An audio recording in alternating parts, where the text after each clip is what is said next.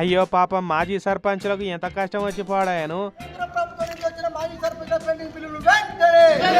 మోకాళ్ళ మీద కూర్చొని అంగీలిప్పి నిరసన చేస్తున్న వీళ్ళంతా సూర్యాపేట జిల్లాలున్న మాజీ సర్పంచులు. వీళ్ళు సర్పంచ్గిరి చేసినప్పుడు సర్కారు పైసలు ఇస్తుందన్న భరోసాతోటి ఊర్లో అభివృద్ధి పనులు చేయించిరట. పాత సర్కారు పోయి కొత్త సర్కారు వచ్చింది కానీ బిల్లులకైతే మోక్షం అయితే లేదట.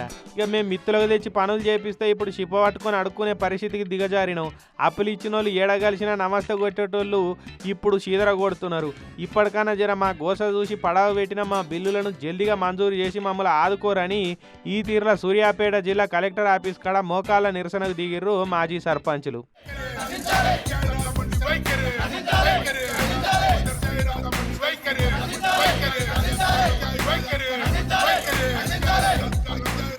ఇక ప్రజావాణిలో కలెక్టర్ సార్కు పోయి వినతి పత్రం ఇచ్చిరు. బిల్లుల కోసం ఎన్నోసార్లు వినతి పత్రాలు ఇస్తున్నాం కానీ మా వినతులు పట్టించుకున్నోళ్ళే లేరని గోసలు చెప్పుకరాబట్టిరు. అసలే రాష్ట్ర ఖజానా క్లిష్ట పరిస్థితులలో ఉన్నది. వచ్చే ఆందానికి పెట్టే ఖర్చుకు పొంతనే లేదు కానీ ఎట్లనో వడ్డెక్కిస్తున్నామని కుద్దు సీఎం సారే కుండవలకు కొట్టినట్టు కుల్లంకుల్లా చెప్తుండే ఏడనైనా.